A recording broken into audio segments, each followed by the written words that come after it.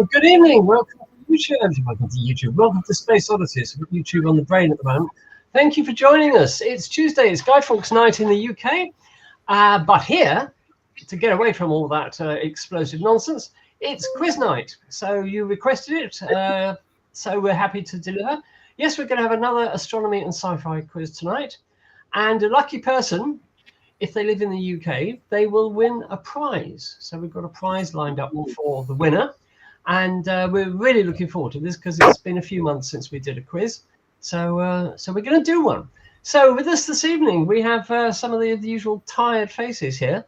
So we have Roger and Michael and Ian and Daz and Lou. How are you guys? Everybody okay? Oh, we're fine. Thank you. Yeah, you're fine. Good, good. Looks like we've got some of Lou's students in. So saying hi, Professor Mayo. What's your name? Yes. Welcome to the quiz. Wonderful. Best of luck. Joni or something? Sorry, Joni. Sorry if I'm getting that wrong.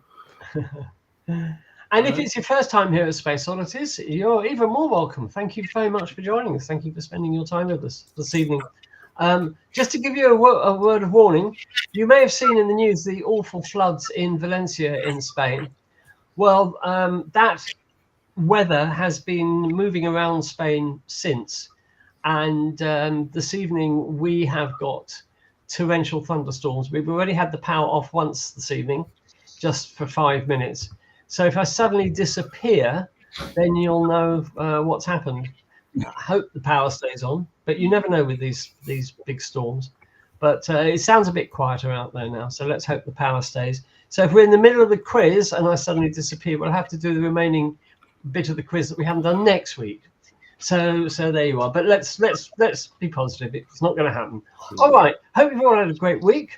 I certainly have. It's been interesting with the weather, and we're going to look at a few things. We have, first of all, something that we need to communicate. Just give me 1 second.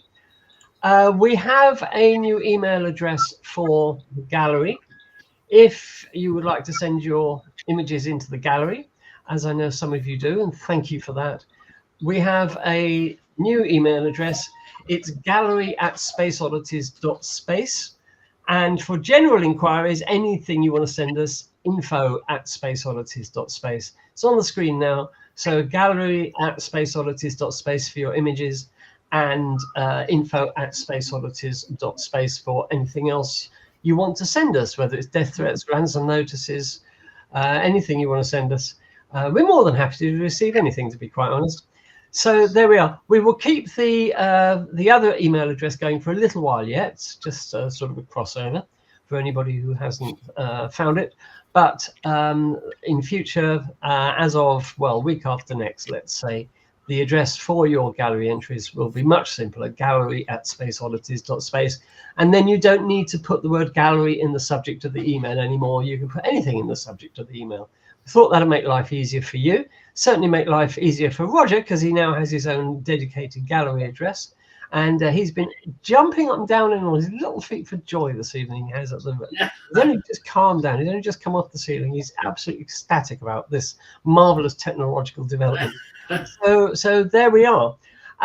So that's it. So this evening, there's no news this week. There hasn't been much astronomy in the news this week. So I thought, as we've got the quiz taking up a big part of the program, I'll hold the news over to next week. We never miss anything, but we'll hold the news over till next week, and that's basically it. So Daz will be telling us a bit later about what's going on the sun. Will I? Will you? Will I? Oh, okay. Well, you've got time to work. I haven't seen the sun, so I can't. So I can't tell you now. Telling us about that alleged ball of light in the sky. Yeah, I think the aliens have had it. It's the end of the program. So this evening, what we're going to start off by doing is going straight over to Roger for the Roger's weekly night sky guide and the images and the viewers gallery, and then afterwards we'll start the quiz. So have pen and paper ready. Just giving you advance warning. I don't want anybody to get scared, but you need another item of equipment for this quiz. You need a calculator. So, on your phone, It's probably the best thing. All phones have got calculators. So, but it's honestly, it's nothing too mathematical. I promise you, it's not difficult. You don't need the scientific part of the calculator then. No, I did think of that, but decided against it. I thought that might be a bit too much. No, you just need a simple calculator for just for one of the questions. That's all. Right. So there we are. All right, we've got that to look forward to later. So let's go over to Roger, and tell us, Roger, what's up in the night sky.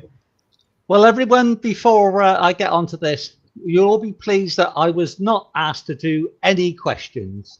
So that's a relief for everybody.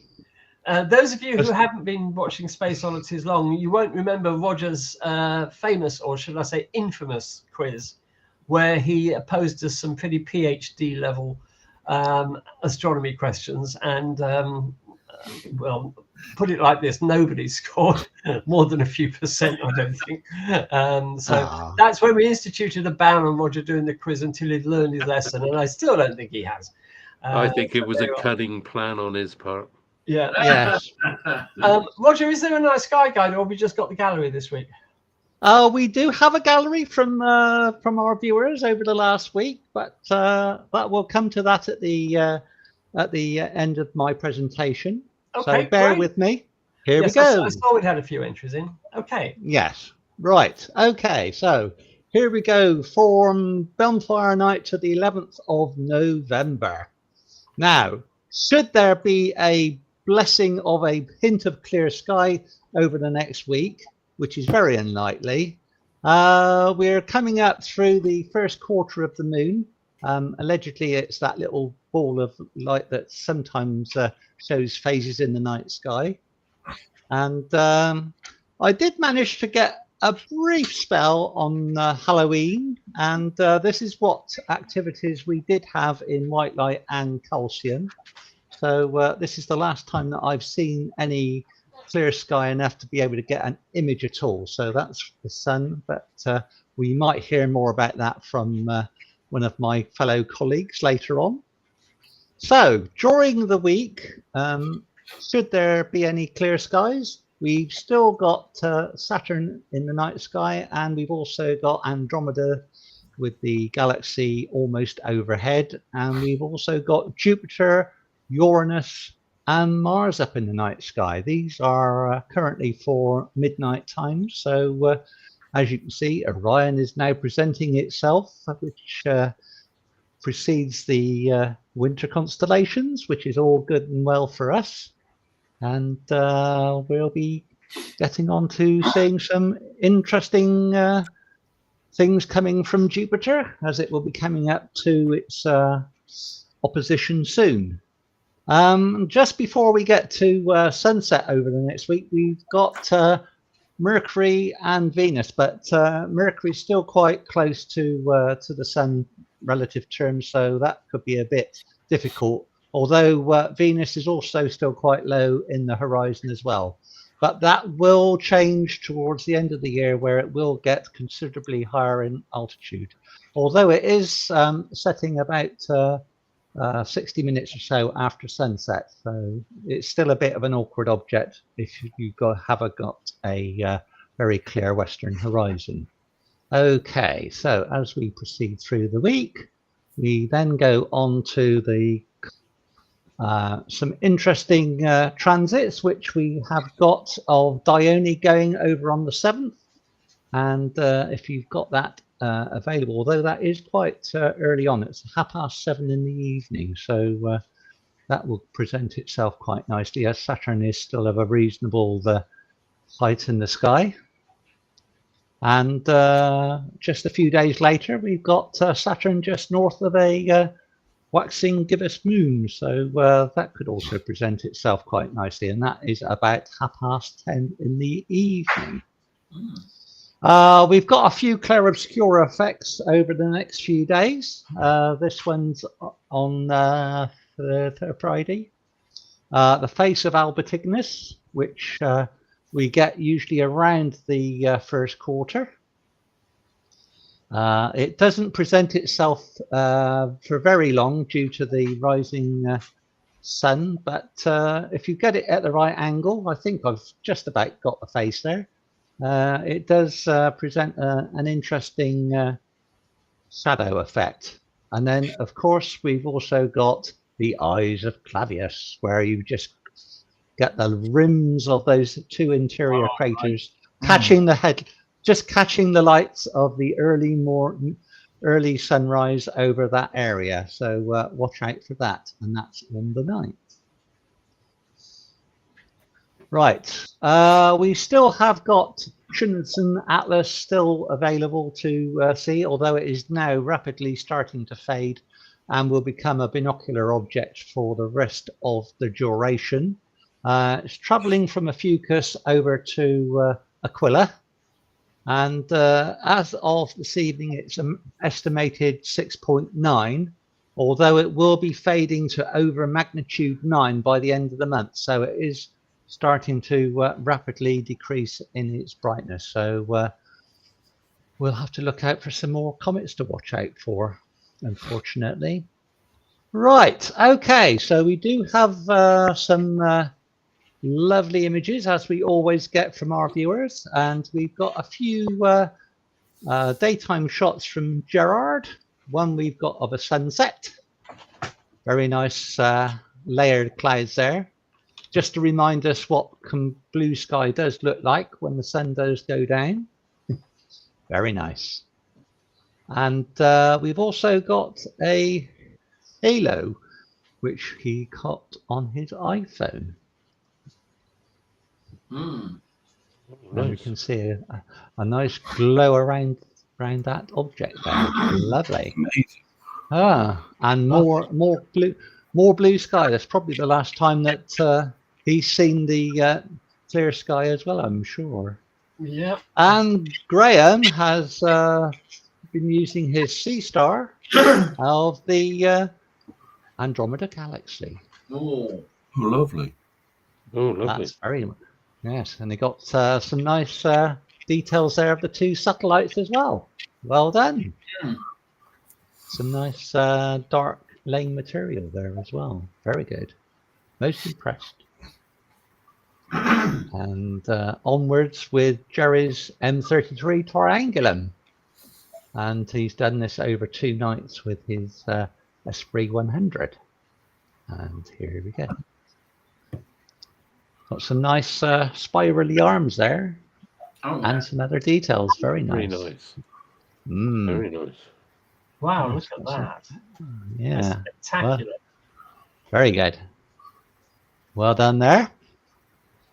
All pretty good. And we've got a few images from Kevin of the sun. And so unfortunately, he did do this, but missed a huge flare just a few days later due to the cloud. What a surprise. Yeah. Wow. Oh, look at that. Oh, that's lovely. Wow, that's beautiful. yeah. Amazing. Got some real good details there. And then we've got another one, which he's also done, which is a mosaic of 5 images of the southeastern region. Oh, wow. Look at that. Oh, good grief. Yes. That would look good And then- framed, wouldn't it? Oh, yeah. An inverted image there. Yeah. Lots of interesting details in the prominences there. Well done. And his third image of the sun is a mosaic. But because he hasn't done it for a while, he didn't quite get it all. Oh, But he got most of it. That's beautiful. Look at That is that. nice. Yeah. Well done. Yep. That's a lot Just of one. activity, isn't it? Yeah, just one more frame there, Kevin, but we'll let you off. Yeah. Just this once. Just this once, yes. Well done. And for Kevin's final one, we've got Saturn with Dione and Tethys with his Edge HD 224 and his ×2 Barlow. This is a derotation of 12 images processed with AutoStacker Astro Surface registered in Photoshop. But he was trying to get some other images, but the clouds prevailed. So they're both on the right-hand side, one above and one below the rings. Oh, right. Yeah. Nice. And we got some nice banding in the top part of Saturn there. Lovely. Well done, Kev. That's amazing. Well done, you. Yeah. And thank you, everyone, for all those gallery images. Keep them coming, and we'll look forward to presenting them next week. Absolutely. And yes, as always, if you would like to send us your images for the gallery, because we do love seeing them, and I'm sure other viewers do as well, then pop them in an email. You can now address it to gallery@spaceoddities.space, which is our new domain. We will be getting the Space Oddities website up and running over the next amount of time. And we will see, we'll let you know more on that, because we've got some good plans for the website, and we certainly hope to get gallery images on the website as well. So to give you a even wider audience. So there you are. Just the normal housekeeping bits really before we move on to the quiz. And that is to say, don't forget the Space Oddities merchandise is still available, although I do appreciate it's not really t-shirt weather, but we have everything available. And you can scan the QR code here, as always, to go to the Space Oddities shop, where you can buy t-shirts at £25, including UK postage and packing. Hoodies starting at £40, including UK postage and packing. Please add £10 to the total value of your order for foreign orders. So there we are. But hoodies, certainly hoodies weather, isn't it? Everybody agree? Yes, definitely. Yes, definitely. Yes. So get buying your hoodies.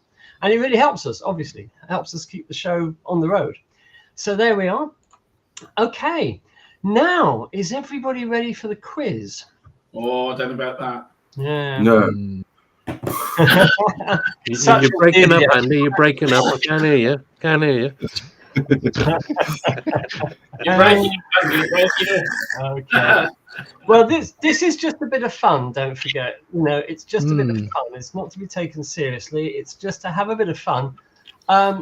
If you win and you're in the UK, then we've got a prize lined up. We'll tell you about that at the end. But good luck, and I hope you do well. And as I said, it's just a bit of fun. So let me just sort myself out here for 1 second. I have a pen and paper, please. And there we are. I hope you can all see that. Yep. Yeah. Unfortunately. Okay. Right. Okay. Are you sitting comfortably? Then we'll begin. No. Because here we go. So this is the November 2024 Space Oddities Astronomy and Sci-Fi quiz. And off we jolly well go. Ooh. And it's quiz night again. Oh, no. Yes, indeed. Indeed. So welcome to the Space Oddities quiz night. So just a bit of information before we start. The quiz comprises only 12 questions, so you haven't got to suffer for very long. 12 questions. Answers will be given after each question rather than at the end, so you can see how your score is going or not going, depending. There's a total of 70 points to be won, so that's the maximum points. In the event of a tie, we'll do a tiebreaker question. We haven't ever had to do that. There's always been a clear winner on our quizzes, but if we do get a tie, obviously we'll do a tiebreaker. Good luck, and as I said, remember this is just for fun. So without more ado, if you've got your pen and paper ready, we'll move on with question 1. And it's a nice, easy question worth 5 points, just to get everybody hopefully off the starting block. What is the common name given to the cracks at the south pole of Enceladus, which vent ice and water vapor into space? This is worth 5 points, as I said. Are they called the donkey fissures, the tiger stripes, the leopard canyons, the crocodile cracks, or the Cassini ravines? So what are those cracks at the south pole of Enceladus commonly known as? Got that one. Not that one. Right. No, I've got that one. Oh, you got that one. Okay. Yeah. We'll see. We'll give you a few more seconds on this one. Okay. Well, the answer to that one, what is it, guys? The tiger stripes. Right, right, yeah. It is the tiger stripes. So well done if you got that, viewers. And That was worth 70 points, a was hard it? question to get everybody off. So hopefully everybody got 5 points for that one. Moving on. That was worth 70 points, was it? Oh, by the way, this is what we're talking about. These are the tiger stripes at the south pole of Enceladus, venting ice and water vapor from very possibly an underground ocean. So there we are. Yeah. Okay, question 2. In which year were these sci-fi films released? 1 point for each. So, film A, 2001: A Space Odyssey. B, Forbidden Planet. C, Close Encounters. Oh, D, Alien. And E, Blade Runner. In which year were these films released? 1 point for each. Oh, sugar. Oh no, that's an interesting one.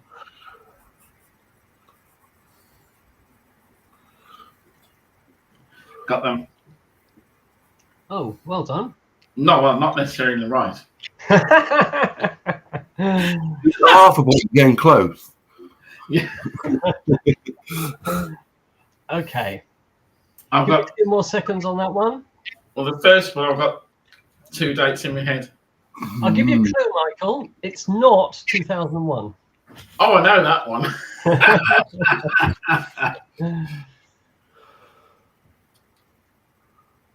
Okay. Okay, so here are the answers. So what do you think? 2001, what year? 69? 69? Any other 68. questions? 1980? 1968. Oh, 68. Ooh, Yeah. I said 67. No, tough. I was right. Ooh. Yeah. What a visionary I was film. one. Are you allowed 1 year out? No, you either get it right or you get nothing. Right. Oh, Forbidden Planet? 1965? I would go 53 or something. 1950. 57. Sorry, guys. 54. Oh, Oh, oh, Wow. right decade. I must watch it Yeah, again. so close.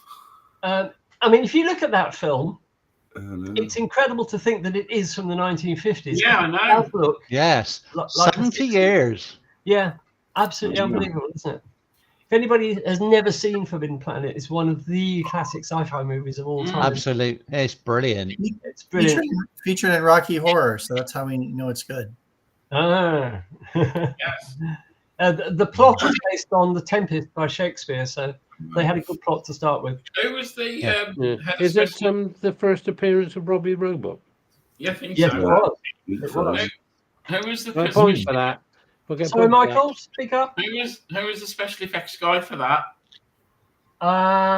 That's a good question. I can't Was he remember. Derek Meddings or is he No, too late? no, it's too early for that. So no. Anyway, C. Anyway, Close Encounters. Oh, 77. 1980?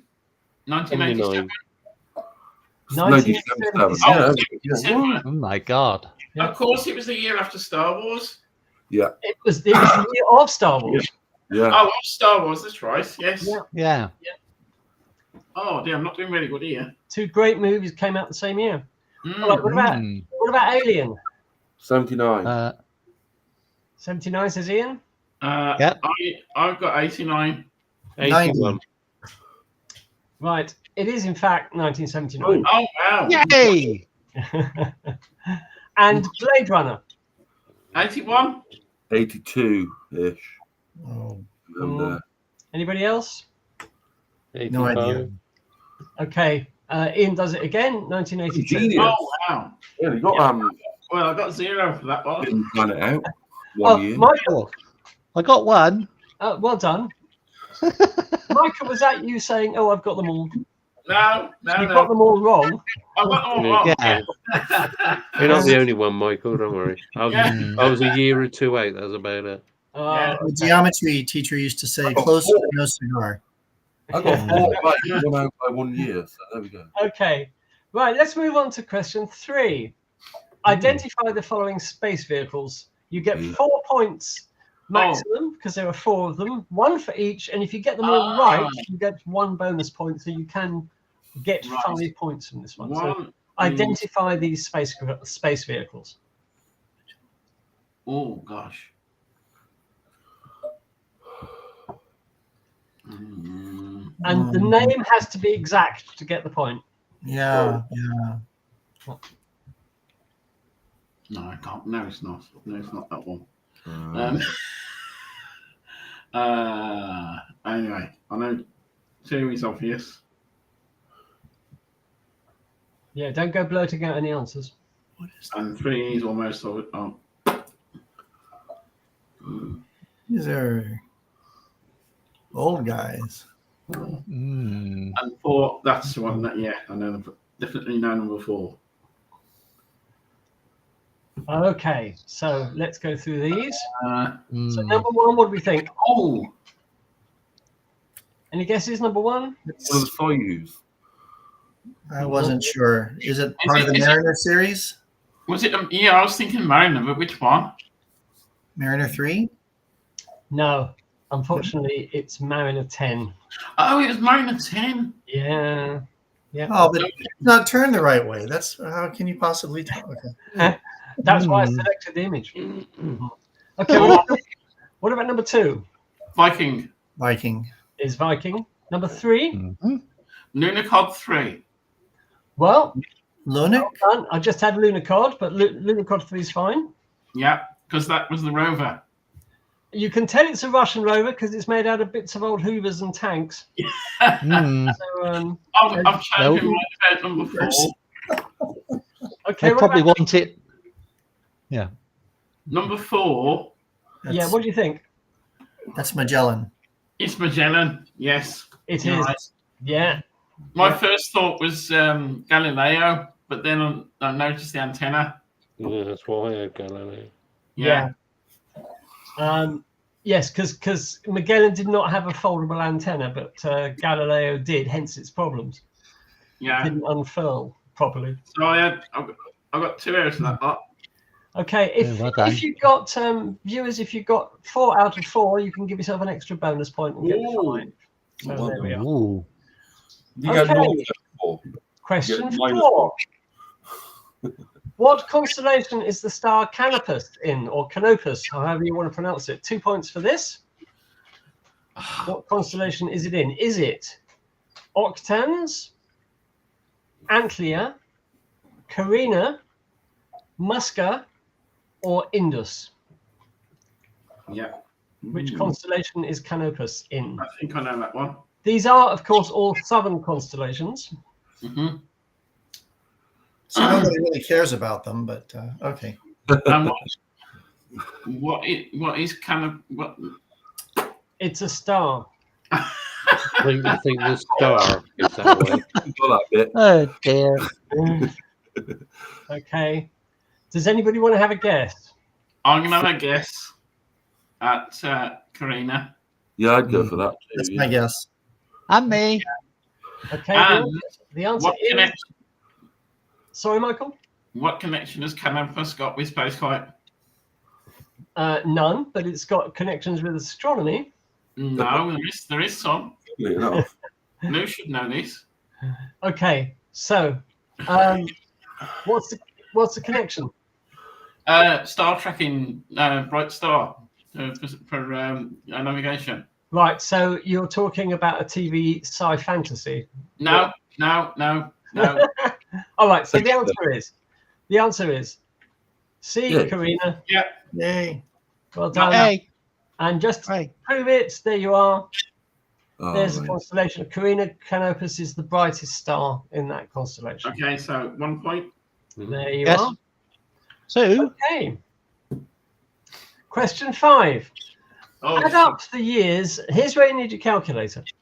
Add up the dear. years in which these sci-fi films were released. Divide the result by 5. oh, dear. And that will give you the average of those, which is a year, obviously. and then you've got to name any sci-fi film which was released in that year. Right. So if you get all the years correct, Right. you get 5 points. If you get any sci-fi film released in that year, the result, then you get another 5 points. So possible 10 points. Which sci-fi films are we talking about? Well, were you paying attention earlier? Because it's the same sci-fi films. Okay, yeah. So what you do, you add all the years up, divide by 5, which will obviously give you the average. That will give you a year, and name any sci-fi film released in that year. Oh, sugar. And I'll give you a clue. There were 2 famous sci-fi films released in that year. There were probably lots of others, but the only 2 that anybody will remember are 2 famous ones released in that year. So add up the years, and if you get the years right, which you should do because we had this question earlier. Yeah, I've forgotten already.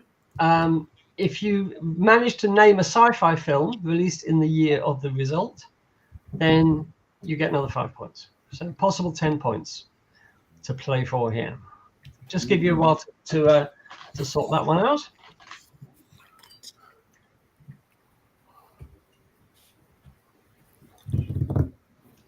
Does anybody have a favourite film out of those 5? Oh, 2001 easily. Yeah, me too. Yeah. Gordon Bennett, get a life. No, because 2001, Andy made me watch his homework while we were doing a radio show, and it was 2 or some odd hours of my life I'll never get back. I'm not impressed with 2001. Really? No, I wasn't. For its time, it was good, but I think it was just a bit too late for me. I like Alien. It's a documentary. Yes, indeed. Yeah, the xenomorphs and all that. no, I'm stumped. A group of people running in terror from an awful creature, Yeah. like the American election. Well, I've got a year, but I'm not sure what. Although the Forbidden Planet, for what it was quite good. That was very good. Oh, yeah. Well, I like them all. I really love all of these films for different reasons, but I think 2001 is not just my favourite sci-fi film, it's my favourite film of the time. What did you think of the remake of the Blade Runner? Well, Did you see it, the Andy? sequel. Yeah, the sequel. I didn't think much of it. Oh, I loved it. I thought it was great. I liked the Harrison Ford one, but Mhm. but not the sequel. Sequel seems a bit naff, but there you go. Although it made sense, towards the end. You should watch it again, Daz. I think it is one of those films that wants repeated viewings.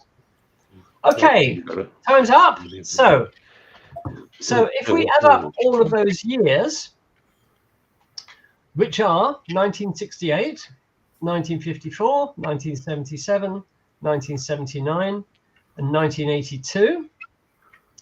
If you add those all up, you get 9,860. If you divide that by 5, you get 1972. Oh, Yes. Who got excited? Yay. I did. I didn't get all the. Oh, yeah, that's into a film. I didn't get all the years right, but I still got 1972.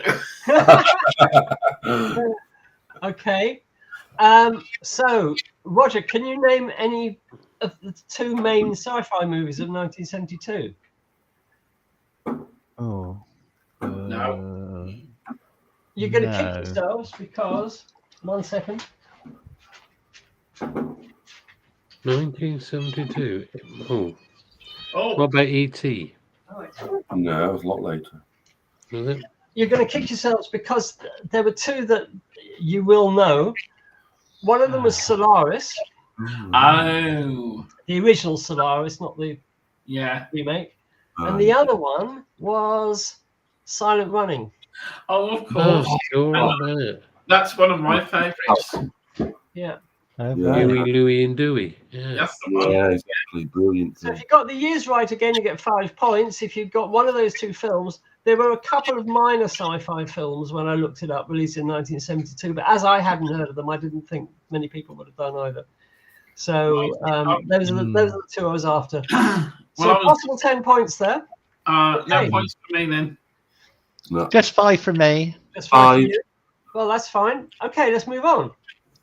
Question 6. Wow. In what year was Saturn's moon Titan discovered by Christian Huygens? Oh, 2 points for this. Was it 1655, 1610, 1811, 1797, or 1830? In what year was Saturn's moon Titan discovered by Christian Huygens? Oh, sugar. 2 points for that. Okay. Right. I'm gonna have to guess on that one. Okay. I'll give you a few more seconds on that one. How are we doing at home, viewers? Hope you're all doing well. I can't see the chat from what I'm looking at the moment, so I hope nobody's committed suicide in the chat. In the chat, Andy, Sandra Grace has said it was the Andromeda strain. Andromeda strain. In 72. Was that as well, 72? Okay. Yes, everybody knows that one. Okay, if you got that one, Sandra, then give yourself the extra 5 points. Okay. Yeah. Oh yeah, of course, the Andromeda strain. Ooh. That's a good movie. There were so many good movies in the 70s. Unbelievable. It was definitely the decade of sci-fi, I think. Okay. After that, it got a bit too Star Wars, really. But there we are. And Star Trek, all that nonsense. So, what year do we think, panel? Well, the first are unlikely, aren't they? 1830? 1830? Any other suggestions? Lou, do you know this? Lou's gone. Lou's gone. Oh, he's gone, has he? Oh, what a shame. Lou's had to go off and teach his class. Well, A and B are most unlikely, I would say. So later. Yeah, that's what I was thinking. Yeah. Okay, so the answer is 1655. Oh, seriously? Yeah, seriously. Wow. Gosh. Yep. No, that's Yep, absolutely true. Oh, that's no good then. I would have thought it was later, but it wasn't. It was 1655. So there we are. Oh. So Yeah, 1 right. point for that if you got it. Moving on. Question 7. Unscramble the names of these astronomers. 5 points. A. Carbon gas. B. Hot Gun I Legacy. hate these. C. Land Rover Bell. D. Hay Botcher. I like that one. And E. Ace and Icy Pile. Ace and Icy Pile. So Carnal Gas, Hot Dam Legacy, Land Rover Bell, Hay Botcher, and Ace and Icy Pile. When unscrambled, we'll give you the names of famous astronomers. Give you obviously some time to think about that. Oh, I've got A. And in fact, I'll give you a time limit, 60 seconds starting Oh now. no. I can't remember his first name, so I'll have to think of that one now.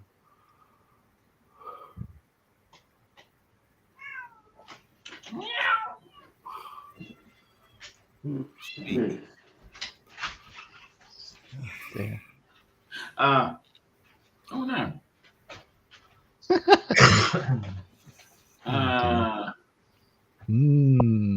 I've only got one so far. Yeah, 2, wasn't it? Oh. 1.5.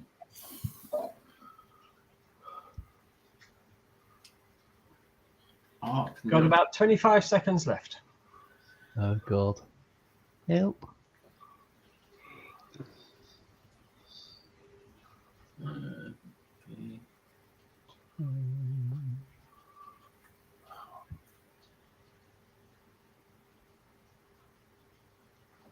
Oh dear. Okay, time's up. So, Oh, God. A. Carl Sagan. Yeah, that's easy. Yeah. B. No. No? Anybody get B? No. No. Oh, Hi, Tombo. Lead. C. Bring back my questions. No, thank you. It's Lovell, but I can't get his first name. I can't remember his first name. oh, of course. Any idea for C? Lovell, but I can't remember his first name. Bernard. Bernard Lovell, that's it, yeah. Bernard Lovell, famous radio Oh, astronomer, founder of Jodrell Bank. D? No. No? Hey. Oh. Sin. Wow. Tycho Brahe or Tico? I say Tycho, you say Tico. Let's call the whole thing off. No, let's not. Let's carry on. Math knows. Yeah. And E? Where are we? Bring it on. Cecilia Payne. Oh, right. Yeah. All right. So there you are. So 1 point for each of those. I've got 1 point then. Fantastic. 1.5. Okay. Lovell's first, second. How are we doing out there, viewers? Everybody okay? Hope you're enjoying yourselves. Okay, let's move on. Question 8. What do these pictures have in common? Oh. Gosh. Now, what I want you to do, if you can identify what the pictures are, you get 1 point for each. If you get them all right, and you give me the reason why they've got something in common, what do they have in common, you get an additional 5 points. So 10 points to play for here. Oh, sugar. They Oh, all have, there's a connection between all of them. are you What sure? numbers, the question numbers is Andy. 8. 8. Oh, I've missed an. I've lost one. Mm. Oh well, never mind. I think that's. Right. I'm not sure what the second picture is, No, unless it's. Well, Mm-hmm. that's really obvious. They're all famous pictures for the reason which will become clear. that's the Oh, wait.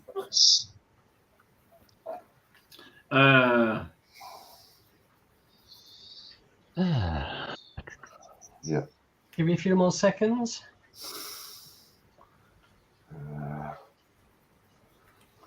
and I just Okay, time's up. can't get a connection. The connection between them all is they are all first. First. Ah, So the first one, Okay. first image of a total solar eclipse from 1845. Right. Second one, first image taken of the Earth from space from a V2 launched out of White Sands in 1946. What about the third Black one? hole. Black right. hole. Black hole. No, Oh. What? it's the first image taken of Sagittarius A star. Ah, Oh, all right then. And the second image of a black hole, of course, after the M87 black hole. that's what I was thinking. No, that's our local supermassive black hole. What about the next one? What do you think that is? Follow Is us. that the foot of the lander in Venus? No, it's the footer of Viking lander. It is. So it's the first image from the surface of Mars. Yes. It's the very first image taken by Viking after landing. And the other one's So that opposite it light. still had But where is it? I got that one right. And what about the next one? The first image of lightning. Yeah, it's the first known image of lightning. I didn't know what it was when you put it up. Oh. I didn't get it, but got it down. So there you are. So if you got what the pictures were, point for each, and if you got the connection, you get another 5 points, so possibly 10 points on them to get there. I'll just say Oh, so you got 5 points for getting that for the first. Yeah. I'm not really that's boosted me. I mean, I've got what the pictures were, but not that they were first. Right. Okay, so question 9. From nearest to farthest, name the 5 closest stars to the sun. Oh, sugar. And again, if you get the names of all the stars, you get 5 points. If you do get them all, you get an additional 5 points. So 10. I won't ask you for the distances, but if you manage to name all of the stars correctly, the 5 closest stars to the sun, you get an additional 5 points.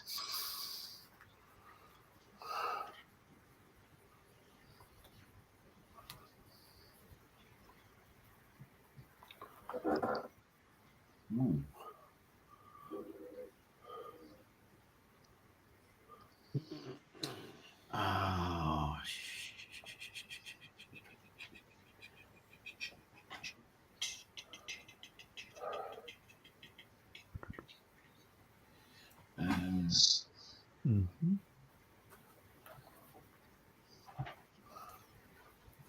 The 5 closest stars to the sun.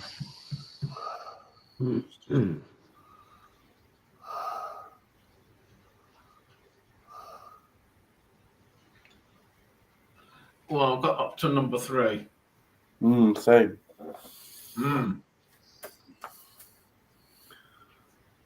One of them actually is not a well-known star, but it is nonetheless one of the 5 closest stars. Okay, let's go through them. So what do you think about the first one? Proxima Centauri. Yeah. Proxima Centauri, 4.24 light years. Next.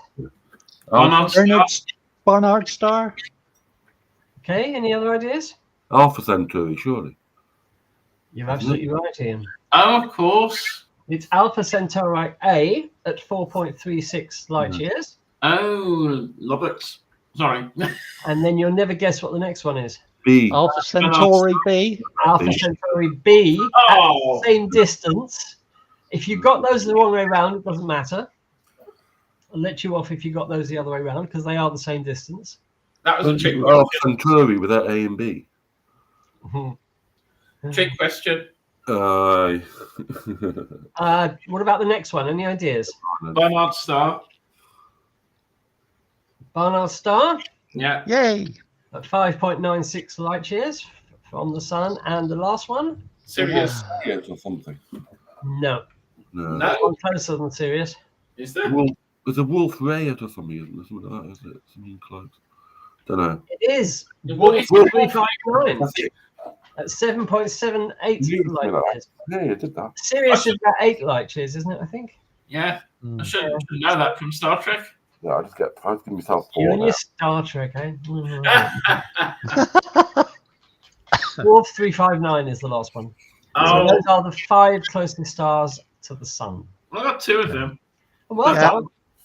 Yeah. From It this only 2. got Alpha Centauri on its own without A or B, so what does that mean? Nil. Well, I'll give you 1 point for that. 1 point, yeah, fair. That's But fair. isn't that a bit of trick? Not really, because they're different stars. Yeah. Different stars. It's not Yeah. raining. Right. Yeah. Question Next. 10. Okay. Pistols at dawn. I'll get This to one you should find a bit easier. What gas is the main atmospheric constituent of these planets? 5 points. 1 for each, in other words. Oh, I think that was one of my questions. Was it? Oh, Yeah. okay. So sue me. Okay. Yeah. Venus, Earth, Mars, Uranus, Neptune. What is the main atmospheric constituent of these planets? Which gas? Obviously, different gases, not the same gas for all of them, obviously. Oh. What gas is the main atmospheric constituent of these planets? Ooh. Well, we got 2 Ds there. D, D. Oh, yeah, there should be E, of course. You did. Double D. There we go. Double Ds. Oh, those were the days. The good old cut and paste. Cut and paste again. Oh, that's good.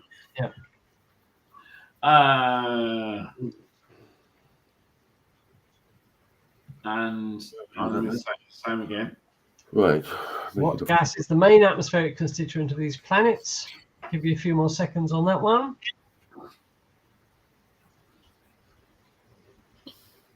Okay, so what about Carbon dioxide, Correct. Earth, nitrogen, nitrogen, Heat. Yeah. Yeah. Mars, carbon monoxide. Monoxide, is it? monoxide. That's interesting. Dioxide, surely. Carbon Carbon dioxide. dioxide, isn't it? Close. Uranus, Hydrogen. Not sure. Hydrogen. Yeah. Neptune, And Again. Hydrogen again. methane, is it? Methane. Oh, is it methane? no, it's hydrogen again. Oh, it is. Methane again. Oh. Yeah. Right. So there you are, 1 point for each of those. I got viewers. 4 points. Okay, 2 questions to go. Question 11. Right. Unscramble the names of these TV sci-fi actors. Oh, God. Oh God. So after TV sci-fi actors, unscramble the names, 1 point for each. Therefore, Well, there are 5 yeah. of them by my maths. Who's Okay. in the picture? Is it? The actor's name. The old Okay. tiger, are they? Yeah, we want the actors' names, not the character names. The actors' names. Number 1, or A, No Dreamy Lion. B, Maltia Lawnhill.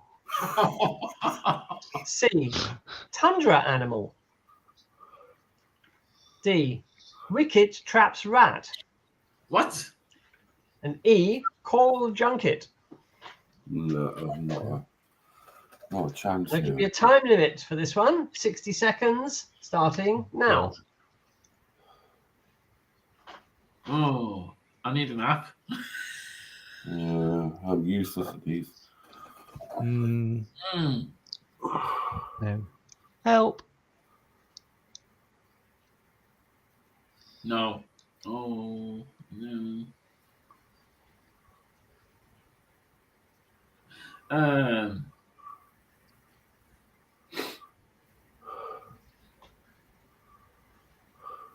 Oh, no.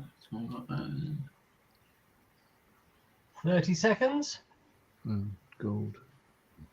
No, Oh, not me. got one. Nope. Nearly got it. I didn't.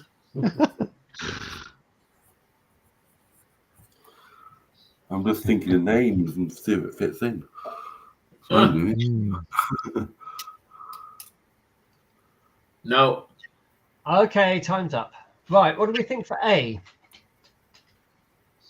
Anybody? Nope. No. No. You kill yourselves. Oh, Okay, so Then and Nimoy. What about B, Maltia Lawnhill? You had a clue in the picture. Oh, William of Hartnell. course. Yeah. Aha. Doctor Who. What about C? Nobody got that? No. Martin Landau. It was Martin Space Landau. 1999. I was thinking of that, but I wasn't sure. Wicket Traps Rat. Oh, it can't be what I think. I thought it was William Shatner, but it can't be. No. Wicket Traps Rat. Anybody? nope. Patrick Stewart. Oh, I got the wrong one, didn't I? Yeah, you did. Yep. And lastly, E, Coral Junket. Anybody? John something. No. Nope. June Oh, Lockhart. June Lockhart. Oh, Lost in Space. Exactly. Hmm. So there you are. So how did you do with those? 0. Nil point. Oh dear, what a shame. Nil point. Okay, so we move on to the last question of tonight's quiz. Hooray. Glad to know. Who said that? Yay. Okay, identify these observatories. There are 6 of them. If you get them all right, you get a bonus point of 1 point. So 7 points to play for here. Observatory A, Oh. B, C, Oh. D, E, and F.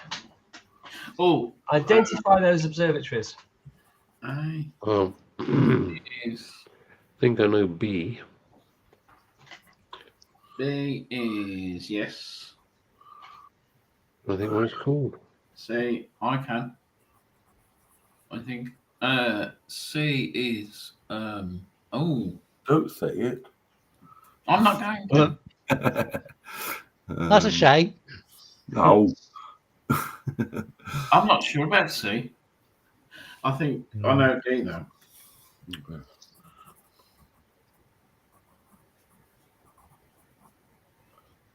Identify these observatories. 1 Uh, point for each, and if you get them all right, you get a bonus point, leading to a potential total of 7 I'm points. going to guess at F. Oh no. No, E. E I mean. Oh, I know F.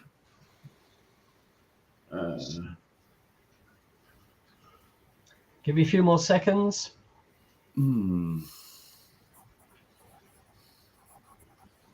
Yeah, I can't. I'm not sure about A. I'm going to do, have a guess. No, it can't be. Okay, let's go through them then. What about A? Mount Wilson. Oh, It is Mount Wilson. Oh. B? Parks. Park, Parkes that's it. Radio Telescope. Yes, well done. C? Yeah. miles off. No, can't get it. Can't get it. Anybody got C? Thought it was Vera Rubin, but it's not, is it? No. No. Oh, it's You'll kick yourselves. Kick Peak. It is Kit Peak. Ah. Yeah, Kick Peak in Arizona. Yeah, D? Very large array. It is the Very Large Array. Oh, E? Anybody get Is E? It's not Paris Observatory, is it? No. No. I was wrong there. Think Scandinavia. Ah. Mhm. And his name came up earlier in the quiz. Oh, dear. the Tombe.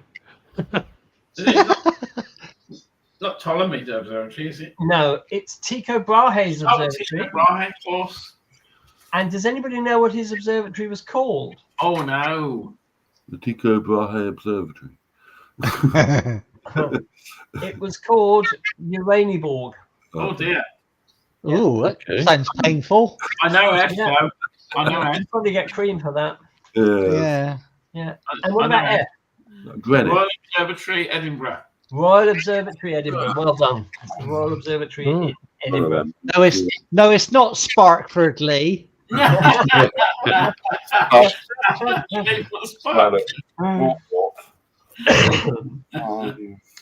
Ha ha ha. So 1 point for each. If you get them all right, you get a bonus point. Four. And that, ladies and gentlemen, brings us to the end of tonight's quiz. Oh, I've just got 4 points for that one. Yes. So 4, 8, 9, 6. 10, 6, there we are. 11, Yeah. 14, 12. 18. So if you all add up your scores, put them in the chat. Gerard, thank you very much for your generosity. I've just seen it, so thank you so much. Much appreciated. I've got my One as well.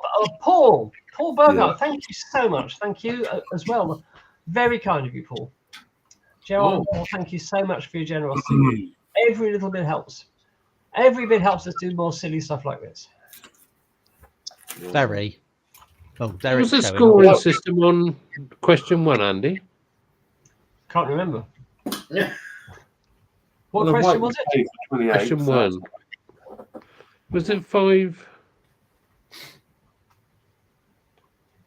Just give me a moment, I'll tell you. Okay. no, 5 continue. points for question 1, if you got it right. Yes, one for each. Oh, okay. Sorry, what am I talking about? You get 5 No. points if you get it right. Oh, okay. That's Yeah. nice. Okay. Just it's simple, right or wrong, and if you get it right, 5 Yeah. points. Because I wanted to give everybody a leg up to begin with, as it were. Hey.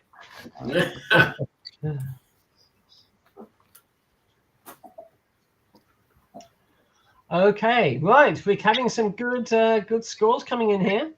Stuart, 17. Derek, 28. Well done, Derek. Sandra, well done, 17. Kev, 23. Michael, you got 19.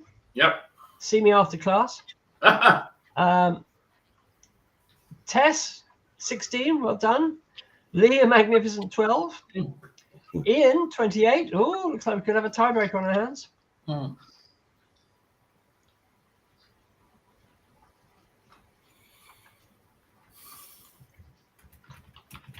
Any more to come in? There's a few more coming in. Yeah.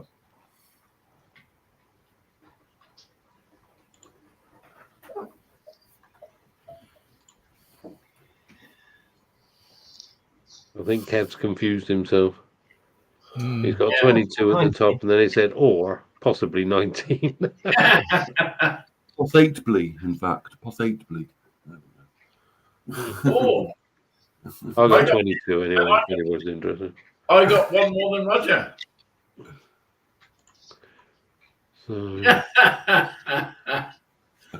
Pistols. I at- was robbed. Pistols at door, Roger. Yeah, I was robbed. what was it out of 70? It was a tie break between me and somebody else, I'll step back because I'm on the panel. Doesn't fair really. Are you sure? So, yeah. That's fine. Kind of you. That's very kind of you. So, we got Derek, How many you got, Ian? So Ian's. At the moment, it's between Ian and Derek, both with 28. All right. Yeah, it's fine. Any other scores to come in? Put your scores in the chat if there are any more. Any scores on the doors? Doesn't look like it. Okay. Give me another 5 seconds and then we'll call a halt. Okay, well, if you're stepping back, Ian, it's very kind of you. I would like to declare Derek the winner of well done, Derek. You've well and truly beat the Space Oddities team here. And what we'd also like to do, Derek, as well as winning the quiz, obviously we have to talk to you in person. So we'd like you to, if you would like to, join us on the panel next week. And if you'd like to, send us an email at info@spaceoddities.space or spaceodditieslive@gmail.com. Send us an email or send me a message in Messenger or whatever. And if you would like to, you can appear with us next week. And you can tell us all about how you achieved this incredible victory, how you managed to thrash the Space Oddities team. Well, except me, of course. I got all right. So there we are. So, Derek, you've won yourself a prize. Well done, Derek. We will be sending you one of the NASA set of the solar system travel posters. Yeah. If you've had any before, can you just let us know which ones you've got so I don't want to duplicate? Yeah, if you've had them before, then let us know which ones you've got, and we'll send you a different one. Yep. And hopefully, if you watch Space Oddities for long enough, you can collect the set. Do you know how many there are in the set, Daz? It varies to which set you buy. Yeah. Because some of them have got like the commemorative moon landing one in. Others have got minor planets and things like that in there. So there's quite a few. I think it's about 24, maybe more than that. Right. Gosh. So congratulations, Derek. Can we have a round of applause for Derek, please? Woo. Well done, Derek. And if you'd like to send us your address, obviously in an email, Derek. Do we have Derek's address anywhere? I possibly have somewhere. I'll probably dig it out, but if he sends it to us, send us an email, Derek. info@space with your address, and we'll get that in the post to you. Derek says he hasn't got any, Daz, so you can choose the lovely one for him. Yeah, I'll draw one for him, shall I? You draw one. Crayons out, yeah. Well done, Derek. And I'll sign it, so it'll be worth lots. So we will send you one of those as soon as we get your address, Derek. And after that, no more than a couple of days, depending on the British Postal Service, obviously. But there we are. Okay. Sandra says she has some that she won, and we will keep them coming as prizes because they're nice things to have. I've got some on my wall. And also we gave a load out for condensation for the wonderful calendar that we produced. Don't mention the calendar. Yeah, don't mention the calendar. We'd agreed an embargo of mentioning the calendar. The perennial calendar. Is that the C word? He's going to give the post. Yeah. He's going to give the post to Liverpool. It was Christmas calendar. Right. Derek says he'll give the poster to Liverpool AS. Yeah. Okay. So perhaps you could pop a couple in there, Daz, yeah? Yeah, I can do. Yeah, no problem. Yep. Okay. Right. Sandra says very enjoyable quiz. Derek says he'll get in touch and thanks. Sandra, it's been our pleasure. We will do another one in a few months, of course, because we enjoy doing them and I hope you enjoy taking part. So that's the quiz over for another month. So that was good fun. And there you are. Obviously, I tried to pose questions that weren't that difficult. It might be my turn this time. It might be my turn. How to embarrass the panel. Yeah, absolutely. Yeah. Michael has been writing a quiz for one of his astronomy events. But we're not going to have 100 questions, though, Michael. No, we're not. So you'll have to cut it down a bit. It'll be a very abridged version. I was going to say he's been writing it so long now, most of it's out of date. Yeah. So, Yeah. Okay. So what we're going to do then, for last thing this evening, we're going to move on to Daz. Oh, okay, already. Oh, yeah. If you will. Oh, enjoying myself. Lee says, "Can Roger do the next quiz?" No, How can I put this, Lee? No. no. I'm doing the next quiz. Yeah, we'll give the next quiz to Michael. Yay. So there we are. Michael, I tell you, as the C word is fast approaching, that's Christmas, not calendar. Then you might like to make it maybe with a Christmas flavour. Yeah, that's an idea. Just a thought. Yeah, one organisation springs to mind. Right. Okay. So we'll do a Christmas quiz. Yeah. So there we are. A few Christmas connections in there. Yeah. Okay. Okay. Are you ready to go, Daz? Yeah, I'll just pop this up. Come on, let me come. Come on, there you go. Right. What's going on with the sun then, Daz? Has it been a good week, an active week? What's going on? Well, how can I put this? It's been a. Let me just trying to get this right.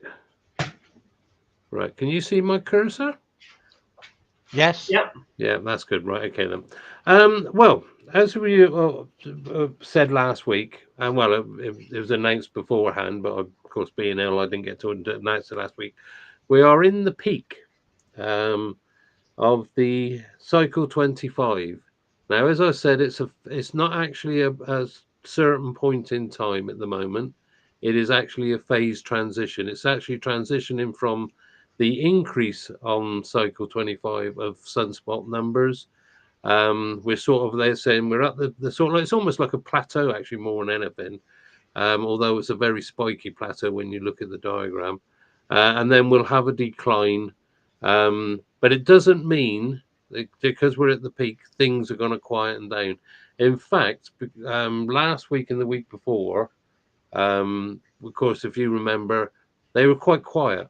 They weren't, we had a couple of big flares, but nothing really hit us. Well, this week, things have really kicked off, as in the number of active regions. We've actually stayed quite steady on a couple of days of having 13 active regions.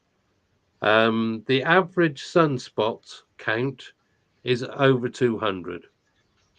So whereas we had quite very low numbers, we were below 100 on some days, and we remained down at the bottom of the hundreds. We have been up over to 200 for most of this week. In fact, I think it was only on the Wednesday that we actually had anything that was quite low. Other than that, it's been around 190 to 220-ish, sort of things like that. In fact, these sunspots and the regions have produced for us 97 flares this week, which is a bit of a drop from what we used to have a month or so ago. But the quality of the flares is increasing, if I may say that. So as you can see, this is how we left the sun last week on the left-hand side. You can see there's what's there 1, 2, 3, 4, 5, 6, 7, 8, 9, 10 regions on there. But actually, I think there were more regions, but they hadn't numbered them. And this week's actually looks quite dull. But trust me, it's not. There's some more coming around. There are a lot of regions on the right-hand side that they haven't put the numbers on in this diagram. In fact, I think we are actually. Let me just check. Won't take a second. We do actually have 10 regions as well today. But as I said, we have been as high as 13 on 2 days over this week. Now, the main players, excuse me, this week have been AR3878 and AR3876, and then later in the week these were joined by 3883, which is just basically you can see on the right hand side it's about a quarter of a way across from the left hand side of the actual disk. So literally the first day we were a little bit quiet, but the next day it just really started, everything went haywire, and they've been knocking out lots of flares, most of them C class flares, but we've had a good um, chunk of M class flares. Most of them have been low level, but on the let me get this right, on the 1st of November, so actually on Halloween night, we did actually have from AR3878 a X class X2 class flare. So we did actually have an X class flare, but that was immediately followed with just over about 34 minutes, 35 minutes later by another flare from exactly the same active region, 3878, and that was a 9.5. So basically, that was two X class flares literally coming from the same um, uh, active region at that time.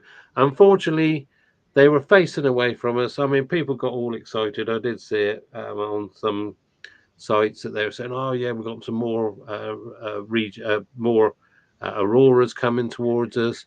But when you looked at the coronagraphs, you could see that they were moving away from us.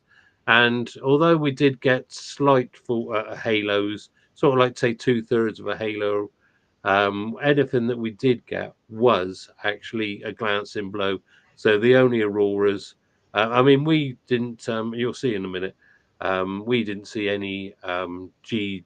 We didn't even reach G1 or G2 in the UK, but up in the Antarctic, in the Arctic, they would have had in the Arctic circles. They would have had some nice auroras. So let's move on. This is the synoptic map for today, and as I said, this is a drawing that's produced twice a day, and it's basically putting everything on the disk that we can actually see and we can actually measure.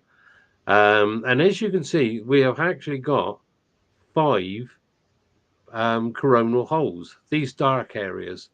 The interesting ones are going to be if it stays in the position at the latitude that it's at now is number 90. And 88, if it moves up slightly, that will give us some enhanced winds. Because remember, these areas are areas where there is less magnetic activity happening. And what this means is because there's no magnetic lines or magnetic fields or arches literally covering that area, it means more of the radiation so to say the heat, the radiation, the light, not so much the light, but can escape from these areas. There's nothing encapsulating them.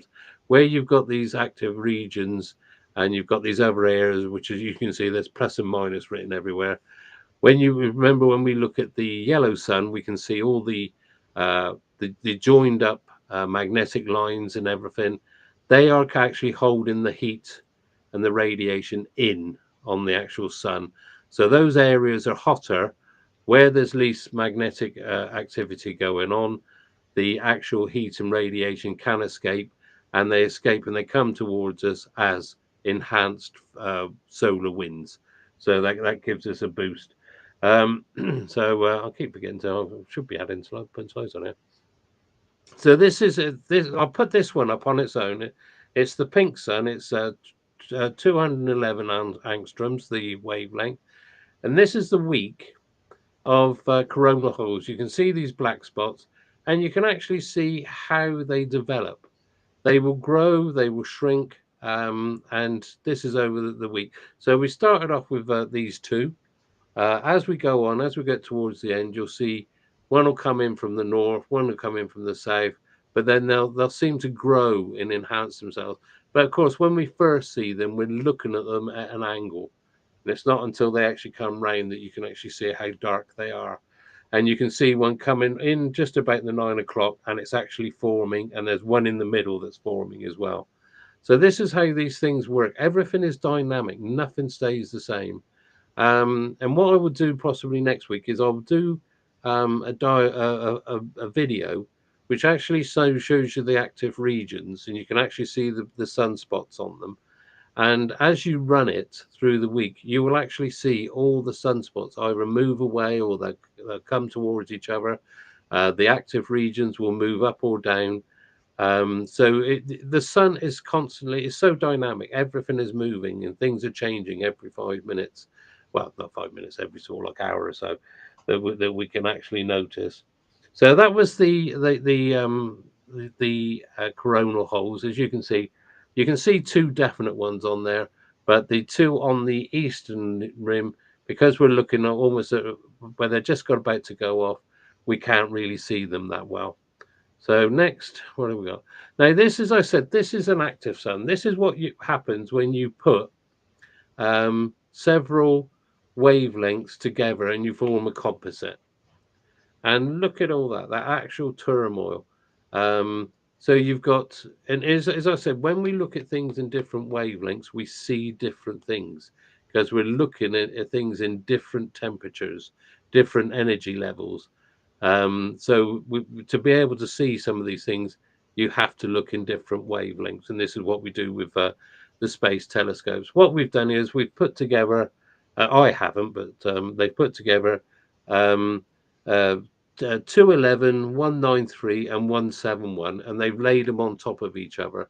And as you can see, it produces this lovely marble effect. And you can see how vibrant and how energetic everything is actually going.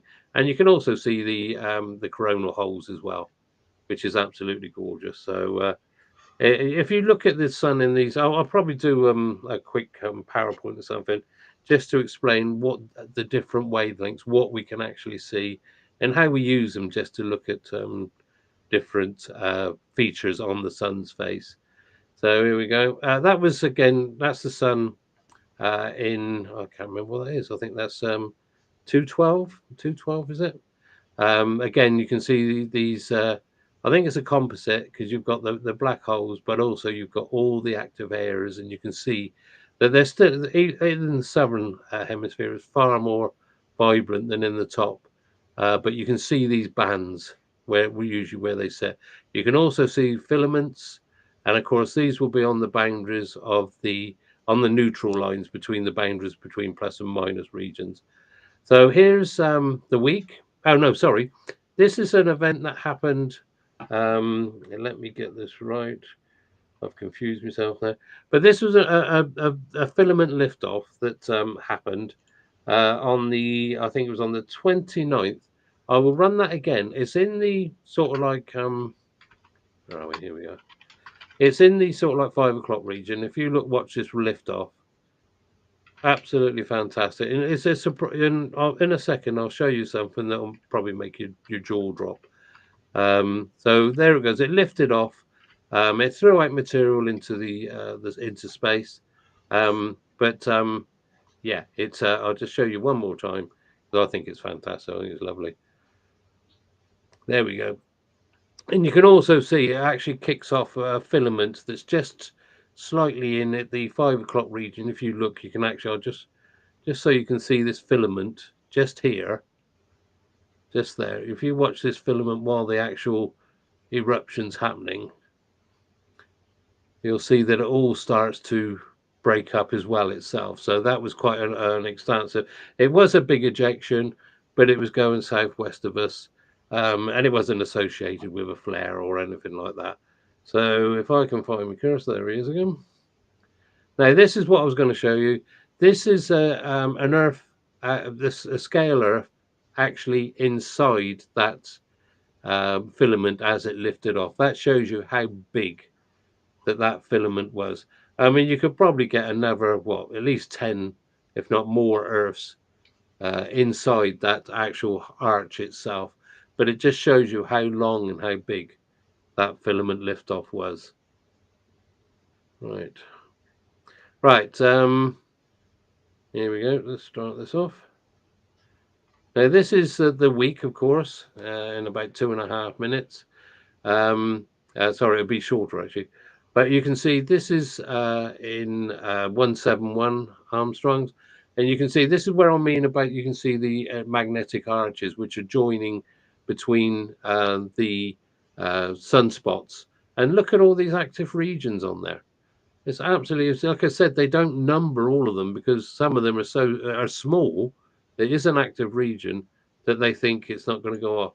Now, this is 304. Again, you saw that puff off about the 5 o'clock region. And this just goes to show things going off as they can. I don't know why that's gone back to there. Lost my cursor. So we just let this run through.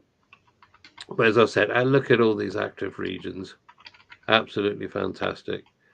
We should, when we come to the coronagraph, I apologize for the sort of stop-start thing, but I think they've had a problem with it. In fact, for a couple of weeks, I haven't been able to actually get on there. So I don't think something's gone wrong here. So anyway, so let's move on. Right, this is the blue sun, as I call it, the 131 Armstrongs, and this is at Armstrongs, and this is where you see the flares. So in a second, you'll see the X flare go off, and then there it goes. That was our X flare, as I said, it was so close. The M class flare that was before, but after it was so close that they appeared basically as one because it was a long time event. So this is up until today. So as you can see the active regions. You can see them firing off. You can see things coming off on the east, the western side, which is the right, and there are some things coming from beyond the actual limb itself. But we'll get to that in a second. Right, as I said, this week we didn't reach even G1. You can see we had some disturbances. We had active. This is when we're looking at our magnetosphere, which is what protects us. It was being rattled. It was becoming active, but really there was, and you can see because the sun's been active, it's been firing off things. We were getting up to active on quite a few occasions during the week, but we didn't actually get any. In no time did I feel that we were actually going to get any aurora, because these events were happening, but unless they're all coming from one central spot and they catch up with each other, they're not going to give us any trouble. So here's the sunspots that they've labelled today. As I said, there's more on there. We've got a couple which have got magnetic complexity of beta and gamma. We've got beta, gamma, delta. Now, this is one that we're going to have to watch because this could give us, because it's actually growing at the moment. So the actual sunspot is getting larger. So it could at any time fire us off some really good flares. And if it's associated with coronal mass ejections, we could within a couple of days be seeing some aurora, because our magnetosphere is still sort of like resonating. It's like it's a bell. When it's been buffered about a bit, it takes a little while just to settle down. And if the conditions are right, if we get a nice big flare, it'll come to us. And because our magnetosphere is unsettled, it'll give these the solar storm a bit more of an oomph to give it a chance of things. So next, this is the far side of the sun. Of course, remember, as I said, what's in the grey area is what's on the face of the sun. What's in the orange is what's on the far side. We do have this one spot, you can see just on here, that's just about to come into view. And if it's anything like we've been having just recently, it could bring some very interesting stuff to it. So there is still something to come. but we just got to keep an eye on what's going. And if this is, you can see there's quite a bit of dark stuff here, but if nothing materializes, then we could go back into a quiet spot. But as I said, we've started this month very, very fast, very hard, and it could make things interesting. Now, as I said last week, I knew the sunspots numbers was increasing from last month, and as you can see, we dropped all the way down to here, but now we're actually up to here. So this is October's count. So we are back on the rise. Now, whether or not this rise continues, as I said, we've started very strong, but it doesn't mean it will continue that way. And it'll probably take us another 80, because we've been in, according to NOAA and NASA, we've been in solar maximum for about 18 months, and it could be another 18 months before we know when it starts to decline. But even once it starts to decline, we've got to see 6 months to a year of actual declining sunspot numbers. But again, as I said before, that doesn't mean the action's going to stop. So we mentioned Halloween. This was exactly a year ago today. As you can see, we actually had aurora on this night last year, 12 months ago to the day. And as you can see, it was probably a lot better than what it was. The thing was that you had to catch it early because we were threatened with cloud. You can see the cloud coming in, but also the actual main shock wave of the solar storm hit us early in the evening. So it was catch it as you can. You can see there's a faint pinkness there in the north. You can see the plow there. It was I think it was 3 seconds handheld, so they got a bit of movement on the stars. But this time last year, I was photographing the auroras that came. Now, as regards to the aurora, it's not the first time we've had aurora on Halloween, because in 2003 we had what they described as the Halloween storms, which was one of the big ones. The storm started on the 28th. They lasted for 2 days, actually, on the sun. So when they arrived, it was just in November. So it was literally on sort of like around the 1st and all that. It was cycle 23. And this is just, as I was saying, about a note about that. It doesn't mean, because if we do go into a decline of sunspot numbers, that the aurora will stop, because in cycle 23, when the Halloween storms happened, we were 3 years after the peak, which happened in the year 2000. So this was 3 years later. It was so strong that it actually saturated the GOES detectors. The actual detectors on the GOES satellite were saturated. But what they estimated as that it was possibly between an X28, they averaged it out at, but they think because of the whole thing was the sensors were saturated, that re-engineering it, they think it could have been as high as an X45. It's one of the big flares that we talk about. So if you want to look it up, just look for the Halloween solar storms, and then you can read all about it. Because even Soho, it actually was it Soho? Oh no, sorry, one of the stereos as well. Actually, because the storm was so far, it actually broke down for a brief period of time. Yeah, it is one of the big storms. So Halloween seems to be quite a popular time for aurora. So I think that's it. So yeah, okay then. Hope you enjoyed that. Keep your eyes to the skies. Keep and listen out for your alerts, just in case something happens. If I see anything, I'll try and put something up. But at the moment, the sun is still very, very active. It's thrown us out lots and lots of flares. But at any time, we could get a really big one. So thank you very much. Thank you, Daz. Thank you for that update, as always. Well, we're drawing to a close now. I'd like to thank you all for taking part in the quiz tonight. Hope you enjoyed yourselves. Congratulations to Derek for winning the quiz. We'll get your posters off to you as soon as we get your address. Thank you to Ian for stepping aside, having tied with Derek in the quiz. Good effort from both of you there. So I think you did really well in the last quiz as well, didn't you, Ian, if I remember rightly? He did all right, I suppose. Yeah, I think so. Yeah. He's just completed a qualification, isn't he? So Well, Yeah. I'm all cheating. fresh for him. Yeah, that's It's right. all fresh for him. Yeah, absolutely. We did our qualifications on Clay's tablets. We will be back next week. Next week, what we're going to do is something a little different. Next week, we'll be discussing the life and work of the famed astronomer and communicator of science, Carl Sagan.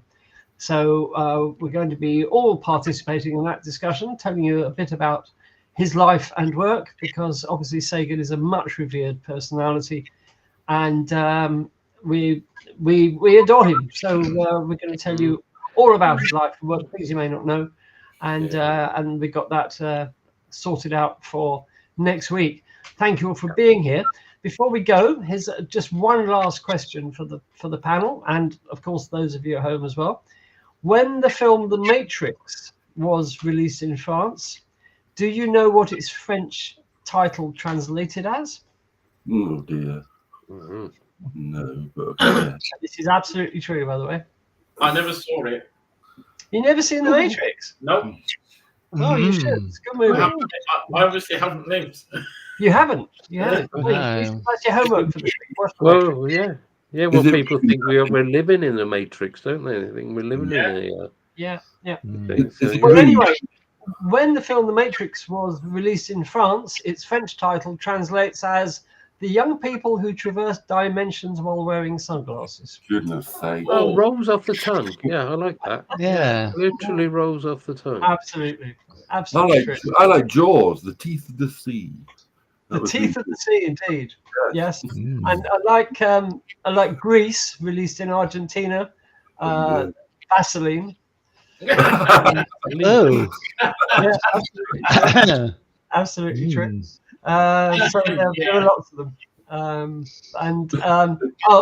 Here in Spain, when The Dark Knight was released, do you know what it was? Oh, dear me. The Night Knight. Oh, That's like going to bed, isn't it? Night, night. Yeah, right. We will say night night to you viewers. Thank you so much for being here. We've got a couple of new videos coming up on the channel very soon, so keep your eye on the channel. Don't forget the Facebook group. If you're a subscriber, you can join the Facebook group where we tell you what's going on and keep you posted. So find the Space Oddities live group on Facebook. If you're a subscriber, you can join. And thank you all for your support, and thank you for those who donated this evening. Your generosity, as always, is much appreciated, and will help keep the ship afloat, as it were. So there we are. So we will see you back here same time next week, 8 p.m. UK, 3 p.m. EST, and America, of course, is having a gender reveal party tomorrow. I hope it's a girl. So, good luck with that, Americans. We will be thinking of you. That's one way The of putting it. alternative is just too horrible to contemplate. So we will see you next week. So more of us here at Space Oddities. Say goodbye, guys. Goodbye, Goodbye, guys. Bye, guys. Keep